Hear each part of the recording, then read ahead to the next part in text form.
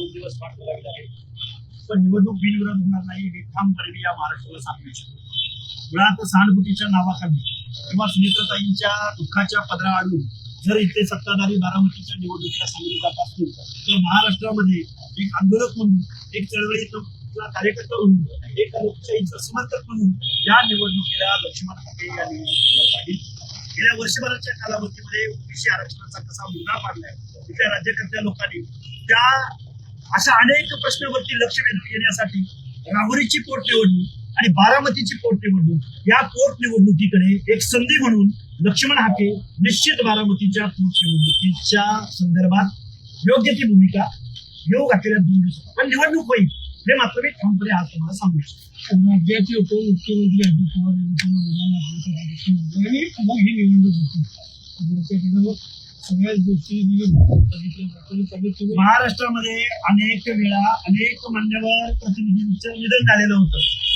पिंपरी चिंचवडमध्ये तिथले लोकप्रिय नेते लक्ष्मणरावजी जगताप यांचं निधन झाल्यानंतर स्वर्गीय अजितदादा पवारांनी पिंपरी चिंचवडची जागा बिनविरोध न करता तिथे निवडणूक लढली गेली।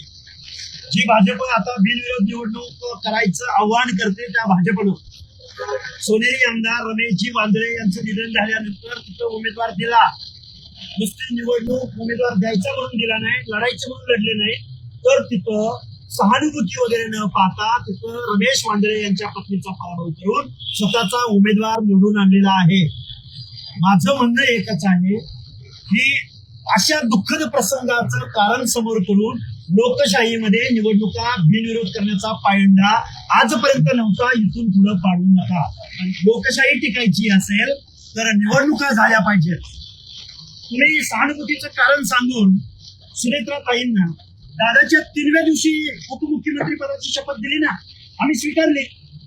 ज्या पार्थ पवारांचं कॅरेक्टर, ज्या पार्थ पवारांचं राजकारणातलं योगदान हे हजारो कोटींच्या घोटाळ्याच्या आरोपांनी बरबटलेलं आहे, ज्याची चौकशी सुरू आहे, त्या माणसाला तुम्ही बिनविरोध राज्यसभेवर पाठवलं वरिष्ठांच्या सभागृहात। तुम्ही शरदचंद्रजी पवारांना सर्व पक्षांनी एकत्रित येऊन राज्यसभेत पाठवलं। तर मग आता इथं पण सुनेत्राताईंना विधान परिषदेवर घ्या, पुढच्या निवडणुकांमध्ये विधान परिषदेच्या अनेक जागा रिक्त होत आहेत, तिथं सुनेत्राताईंना संधी द्यावी आणि भाजपला आपल्या कामाचा, भाजप आणि त्यांच्या सर्व पक्षांना जर त्यांच्या कामाचा एवढा कॉन्फिडन्स असेल एक उमेदवार द्यावा ना, त्याला आम्ही त्याच्या समोर निवडणुकीला समोर जाऊ। म्हणजे तुम्हाला असं म्हणायचं का बारामती पोटनिवडणुकीमध्ये सुनेत्रा वहिनींनी उभारून राष्ट्रवादीने दुसरा कुठला याचा उमेदवार द्यावा? राष्ट्रवादीने कुठलाही उमेदवार द्यावा। मुख्यमंत्री महोदयांना आमचं सांगणं आहे, कशाला सुनेत्राताईंना एवढं ऊन आहे, भयंकर ऊन आहे, त्या उन्हामध्ये कशाला सुनेत्राताईंना फिरवत आहे?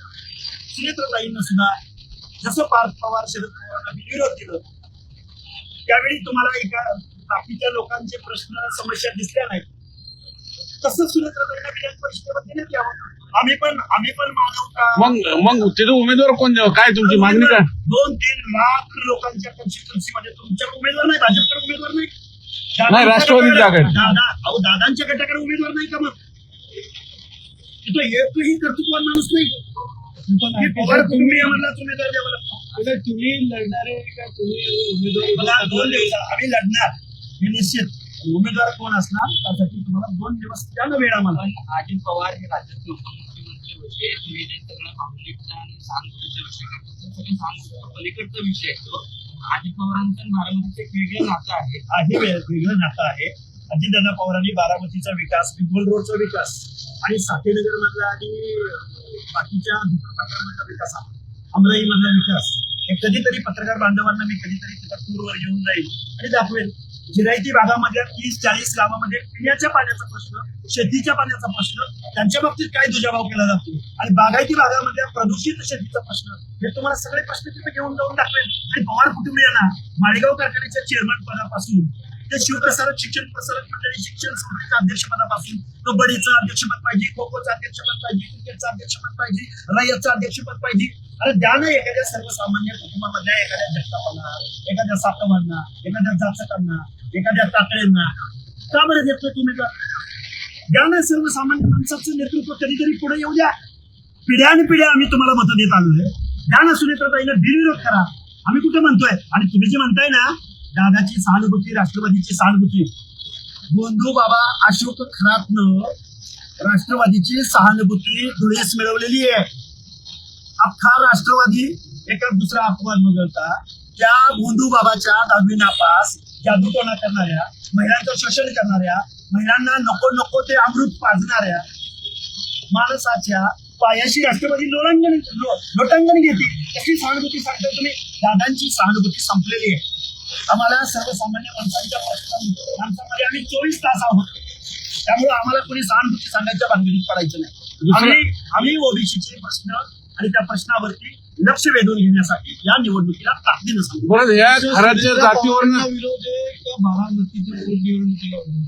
पोटनिवडणुकीला विरोध असण्याचं कारण काय? आम्ही निवडणुकीला सामोरं जातो. आम्ही ताईंना विरोध करण्यापेक्षा आम्ही आमच्या प्रश्नावरती त्या राज्यकर्त्यांचं लक्ष वेधून घेणार. परत तुम्ही म्हणाल एक महिला उपमुख्यमंत्री, आम्हाला तीही सहानुभूती आहे ना. या ना विधान परिषदेवर आमची मागणी आहे ना. तुम्ही ज्या पद्धतीनं 3व्या दिवशी सुनेत्राताईंचा शपथविधी करून घेतला त्या पद्धतीनं विधान परिषदेवर ताईनं द्यायला काहीच हरकत नाही. तुम्हाला तुमच्या वर्षभराच्या कालावधीचं ऑडिट करण्यासाठी, तुम्ही घेतलेल्या निर्णयाचं ऑडिट करण्यासाठी तुम्ही एखादा दुसरा उमेदवार द्या ना. आम्ही त्याला पराभूत करून टाकू. बरं, दुसरं असं अशोक खरात भोंदूबाबा त्याची जात सातत्याने युट्यूबवर शोधली जाते, गुगलवर शोधली जाते. मध्यंतरी सुरुवातीला आवाज उठली की ते दलित आहेत असंही ट्रोलिंग झालं.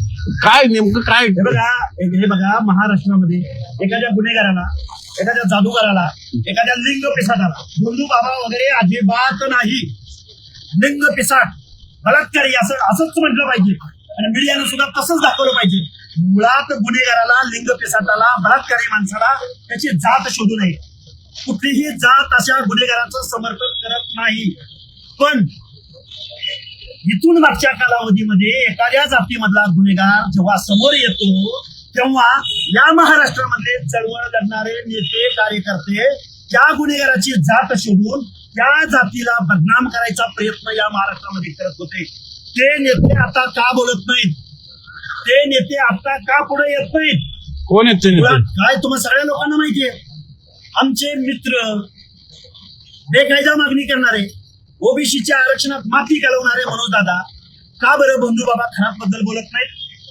का बरं? काय त्यांना विचारलं पाहिजे. का सांगतायत? हा महाराष्ट्र नव्हे. त्यांचा एक फोटो फिरला ते म्हणले ते मार्क फोटो होतो म्हणे, माझा फोटो नाही. तो म्हणे फोटो आहे तरी सांगावं पुढे येऊन. राजीनामे मागा ना. अख्खं मंत्रिमंडळ खाली होईल. अख्खं मंत्रिमंडळ वेगवेगळ्या पक्षाचे संविधानिक पदावर बसलेली माणसं, 10वी नापास, महाराष्ट्र शासनाचा भोंदू विरोधी, अंधश्रद्धा विरोधी कायदा असताना बेकायदेशीरित्या महाराष्ट्राच्या संविधानिक पदावर बसलेली माणसं त्या भोंदू बाबाचे जर पाय चाटत असतील, पायाशी लोटांगण घेत असतील, त्यांनी काय काय पाजलंय ते पेत असतील, त्यांनी स्वतः घरात जावं आणि आरशामध्ये तोंड पाहावं की भोंदू बाबा खरातनं मला काय पाजलं. माझी माता भगिनी, माझी पत्नी मी त्या भोंदू बाबाकडे पाठवली होती, तिच्या बाबतीत काय झालं असेल हे कोण बोलणार? हे वास्तव कोण बोलणार? आणि का बोलत नसेल? का बोलत नाही? सगळे बरबटलेले आहेत. नाही जरांगे खरातवर का टीका करत नाही? तुमचं काय अंदाज? का करत नाही तोच मलाही पडलेला प्रश्न आहे. मला जसा तुम्ही प्रश्न विचारला तसाच मनोज दादा जरांगे, आदरणीय मनोज दादा जरांगे यांना अशोक खराताच्या बाबतीमध्ये तुम्ही का व्यक्त झाला नाही? उठ सूट बसल्या उठल्या तुम्ही भूमिका घेणारे, तुम्ही बसला तुमच्या घरावरनं साधं काय ते कुठलं हे गेलं. तुमच्या माहितीत त्यांची जात काय आहे? कुणाची? लक्ष्मण हाके हा पुरोगामी विचार मानणारा कार्यकर्ता, लक्ष्मण हाके संविधान मानणारा कार्यकर्ता आहे. लक्ष्मण हाके 12-13 करोड जनतेचं सगळ्या गोष्टी मानणारा कार्यकर्ता आहे. गुन्हेगाराला कधीही जात असत नाही हे मानणारा कार्यकर्ता आहे. पण मनोज दादा जरांगे मात्र अशोक खरातच्या विरोधात का बोलत नाही? हा तुम्हाला जसा प्रश्न पडलाय तसाच मलाही प्रश्न पडला. असं मी मानणार नाही. कारण रुपालीताई कधी ओबीसीच्या प्रश्नावर बोलल्या नाही. आमच्यावर 10 वेळा हल्ले झाले त्यावेळी रुपालीताई पुढे आल्या नाही. रुपालीताई दरबारी राजकारण करत होते. भुजबळ साहेबांवरती हल्ले होत होते त्यावेळी रुपालीताई त्याच पक्षाच्या नेत्या होत्या, पण कधीही ओबीसीच्या प्रश्नावर पुढे आल्या नाहीत. पण त्याच्याही पलीकडे जाऊन माझं असं मत आहे, फक्त रुपालीताईचा बळी घेऊ नका. रुपालीताईंचा राजीनाम्यानंतर येण होत नाही खरंचा. रुपालीताईंच्या राजीनाम्यानंतर भोंदू किंवा बलात्कारी खरातच्या प्रकरणाची सुरुवात होते. जर निपक्ष पद्धतीनं जर याची चौकशी झाली तर अख्खं मंत्रिमंडळ खाली होईल हे मी जबाबदारीने मी तुम्हाला सांगतो. बारामतीच्या स्कोप ज्यांचा ठरवेल मी कार्य करतोय, मला गमवायचं काहीच नाही, मला माझे प्रश्न मांडायचे. थँक्यू. आता जोकासू STP या अत्याधुनिक जॅपनीज तंत्रज्ञानाने सुसज्ज, quick installation, energy efficient, noiseless blowers, low maintenance या आणि अशा वैशिष्ट्यांनी परिपूर्ण जोकासू STP तंत्रज्ञान प्रकल्प उभारणीपासून ते विक्री पश्चात समाधानकारक सेवा देणारी, भारताबरोबरच परदेशात देखील प्रकल्पांची यशस्वी उभारणी करणारी company Deccan water treatment private limited